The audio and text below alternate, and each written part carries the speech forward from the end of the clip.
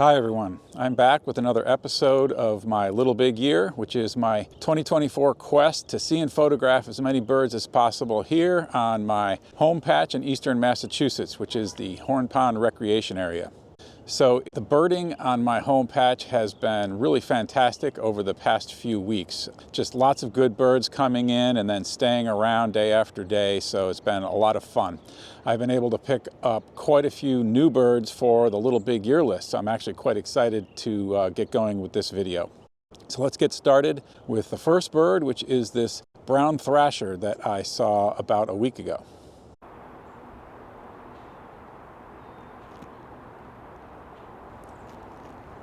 So this was an exciting bird to see for a few reasons. First of all, brown thrashers are just not that common in New England, and they seem to be getting less common over time. My last brown thrasher here at Horn Pond was in 2015, so it was nice to end a 9-year drought. This particular bird is also unusually late in the sense that most brown thrashers in northern Massachusetts have already migrated south by the end of October. So a very satisfying bird to get on the Little Big Year list because it looked like I was going to miss this one for sure. So we've had very dry conditions here in Massachusetts over the past couple of months. I think we had almost no recordable rainfall at all in the month of October, and so that's caused the water levels to decline quite a bit. I mentioned in the previous episode that there was a new spit of land that had opened up into the main pond, and that was allowing us to see gulls close up.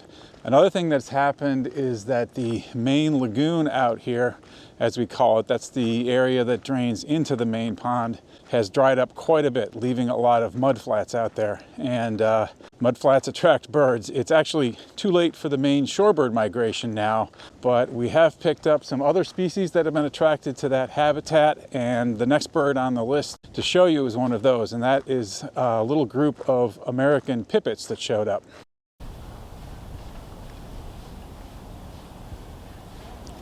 So my fellow birders and I had been hopefully scanning this area for pipits for weeks, so it was really satisfying when a group of 3 showed up exactly where we were looking. As you can imagine, pipits are pretty easy to overlook out there on the mud, so it definitely helps if you're aware of the possibility that they could show up. Pipits are a bird that I don't see every year on my home patch, so it's another really nice addition to the list. American Pipit is a bird with a really wide geographic distribution that includes all of North America and parts of Asia as well. However, they aren't all that common in Massachusetts, and we only see them in migration.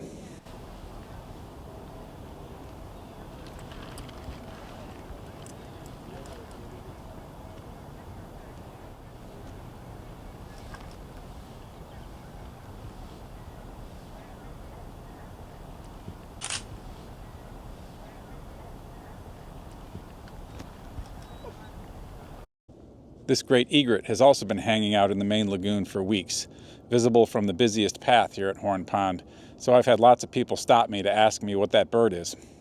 This isn't a new one for the Little Big Year list, but it has added to the general feeling of birdiness at Horn Pond recently. The next new bird I have to show you is another new one for the list, and that is a greater scaup. So I saw a lesser scaup way back in March, and for the rest of the year I've been kind of waiting around for the other shoe to drop and to pick up its close cousin, the greater scaup, and that did finally happen about 2 weeks ago. And this is another bird that's just been hanging around here on the main pond for weeks now for everyone to see, which is really nice. So this was my initial view of the scaup. It was to the right of the little peninsula that I mentioned before, and the light was coming from mostly behind the bird towards the camera. This makes the water appear very bright and reflective, and it's hard to see a lot of detail on the bird. In this situation, there was no place I could go to get better lighting conditions. So I got that video clip of the greater scaup, and at that point I walked away to continue birding. And then when I got around to the causeway area, I happened to look back, and I could see from a few hundred yards away that while I was walking away, the greater scaup had moved around to the other side of that peninsula. So it only moved about 50 yards or so, But in this case, there was a much better opportunity to film it in good light. So I hustled back to where I was before. I went out on the peninsula and photographed the scaup again. And this is the video I got there. I think it's much better. So as you can see, the video now looks completely different.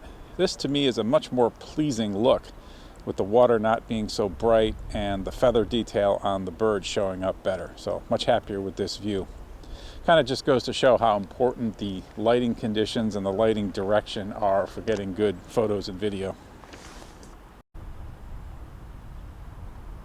Both lesser scaup and greater scaup are pretty uncommon birds at Horn Pond. We tend to get just maybe 1 or 2 of each every year.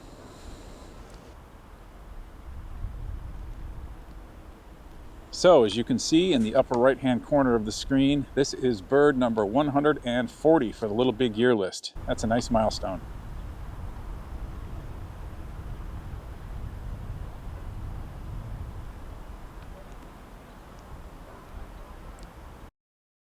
So back at the beginning of the year, I predicted that we would need to see about 15 warbler species during the year in order to reach the original target of 125 species.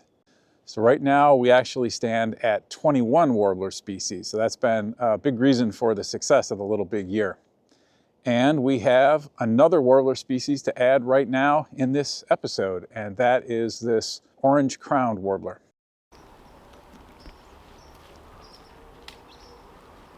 It seems pretty unusual to see a warbler this late in the year in Massachusetts, but orange-crowned warblers are known for staying around late into the fall in this area, and even overwintering occasionally. Also, my home patch is historically a good spot for this species, so this is actually not that big of a surprise.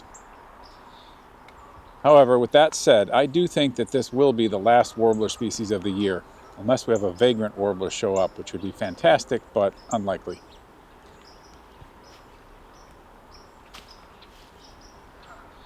This video clip was taken on November 1st, and the still photos at the end were taken in mid-October.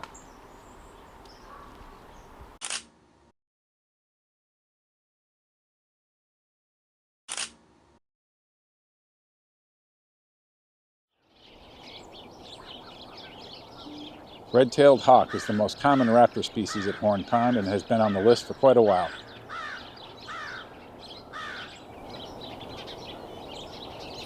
This was a really nice photo opportunity. It was early on the coldest morning of the fall, and he was just waiting for the sun to warm things up a bit before leaving his perch, I think.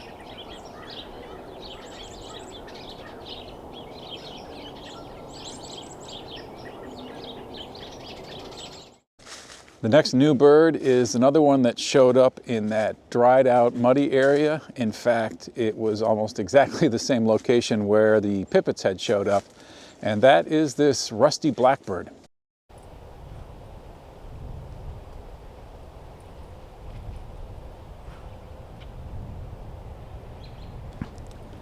Rusty blackbirds are unfortunately a declining species everywhere within their range, so they're getting harder and harder to find every year. They do show up sporadically on my home patch, usually in the late fall, which it is now, or in early spring, but they're tricky to locate. I have sort of had bad luck with them over the past few years, meaning that other people have been seeing them occasionally, but I just haven't been able to connect with them. So this was a very satisfying look.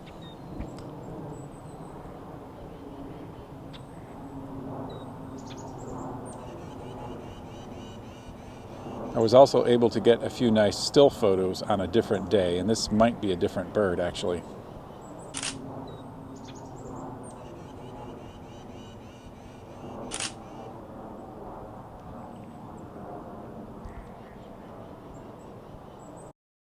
Okay, so next up is another new duck species for the year, which is the hooded merganser. Hooded mergansers are actually quite common on my home patch in the winter time, with flocks of 20 to up to even 50 or 60 birds being typical. The only reason that I don't have hooded mergansers on the list already is that I started my Little Big Year back in March when they were already gone. So this is one species that I've sort of had in my back pocket all year, as they are very reliable here in November and December.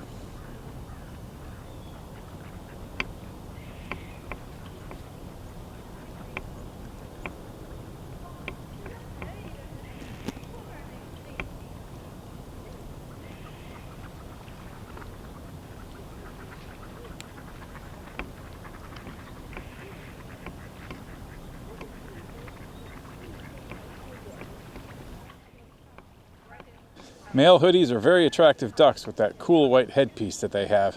And they attract a lot of attention from nature photographers here on my home patch.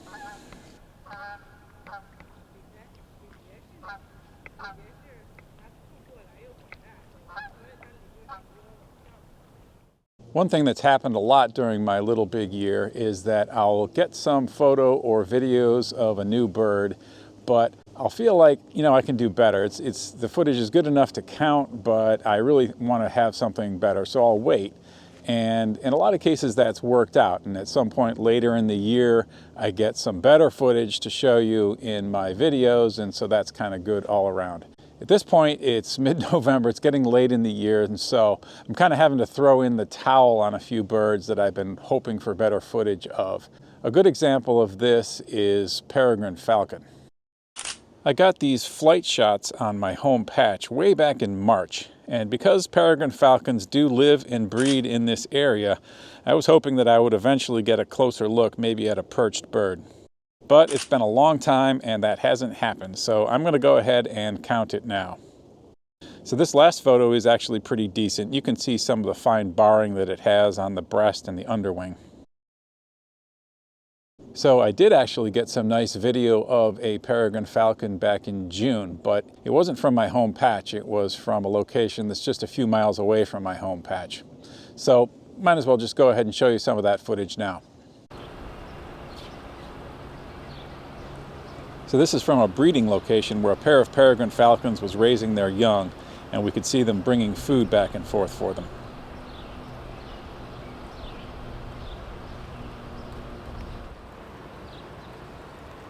So this video clip is good enough to add Peregrine Falcon to the channel life list, which is the number in the lower right-hand corner of the screen. If peregrines breed again in this same location next year, I'm planning to do a whole video on that.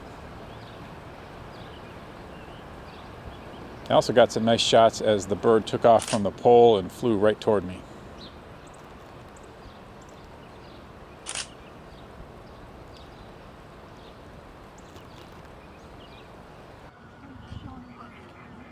It has been a great year for great cormorant on my home patch. This is a very unusual bird to find away from the coast, but we did have one show up on my home patch back in September, and that bird ended up sticking around all fall. In fact, it was actually joined by a second bird, so now we're regularly seeing two of them on my home patch.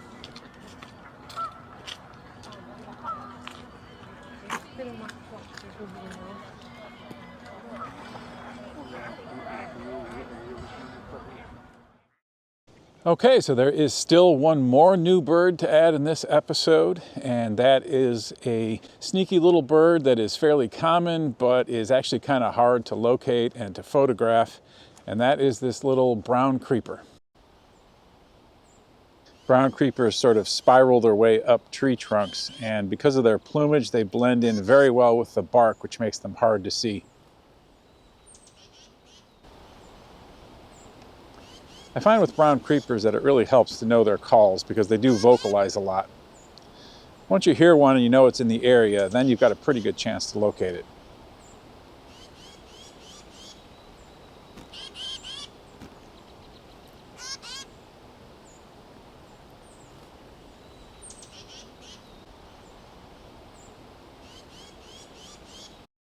Okay, so we have added 8 new birds in this episode, bringing the Little Big Year total to 145 species. Getting to be a pretty good total. And you know that I have 150 in my sights at this point. So I'll hope to have another Little Big Year video out in early December. What I'm working on right now is a couple of videos from my recent trip to California. So that'll be kind of fun to have some Western birds on the list and show you some of those.